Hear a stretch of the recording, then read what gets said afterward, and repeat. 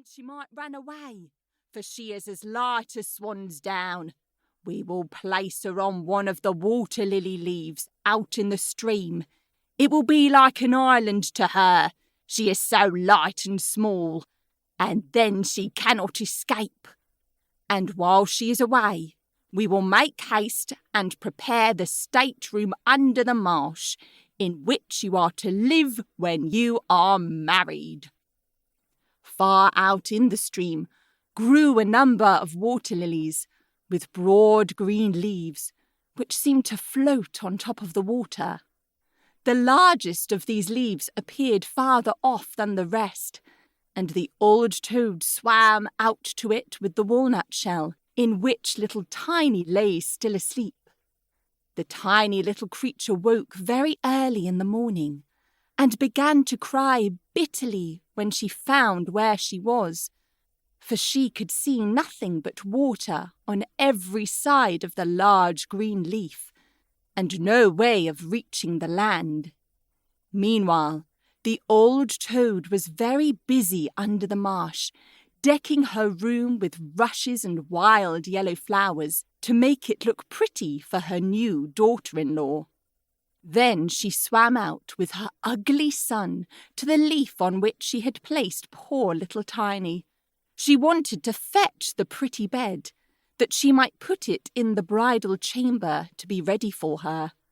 The old toad bowed low to her in the water and said, "Here is my son. He will be your husband, and you will live happily in the marsh by the stream." "Croak, croak, croak," was all her son could say for himself. So the toad took up the elegant little bed and swam away with it, leaving Tiny all alone on the green leaf, where she sat and wept.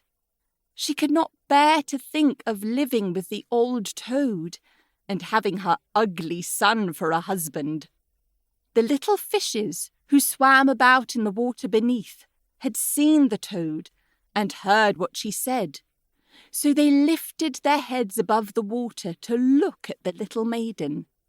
As soon as they caught sight of her, they saw she was very pretty, and it made them very sorry to think that she must go and live with the ugly toads. No, it must never be. So they assembled together in the water, round the green stalk which held the leaf on which the little maiden stood, and gnawed it away at the root with their teeth. Then the leaf floated down the stream, carrying Tiny far away, out of reach of land. Tiny sailed past many towns, and the little birds in the bushes saw her and sang, "What a lovely little creature!" So the leaf swam away with her farther and farther, till it brought her to other lands.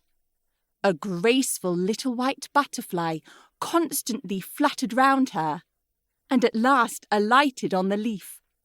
Tiny pleased him, and she was glad of it, for now the toad could not possibly reach her, and the country through which she sailed was beautiful, and the sun shone upon the water till it glittered like liquid gold.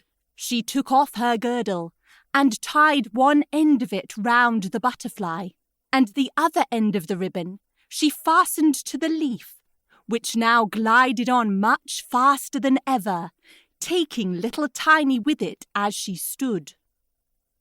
Presently, a large cockchafer flew by. The moment he caught sight of her, he seized her round her delicate waist with his claws, and flew with her into a tree. The green leaf floated away on the brook, and the butterfly flew with it, for he was fastened to it, and could not get away. Oh, how frightened little Tiny felt when the cockchafer flew with her to the tree. But especially was she sorry for the beautiful white butterfly, which she had fastened to the leaf, for if he could not free himself, he would die of hunger. But the cockchafer did not trouble himself at all about the matter.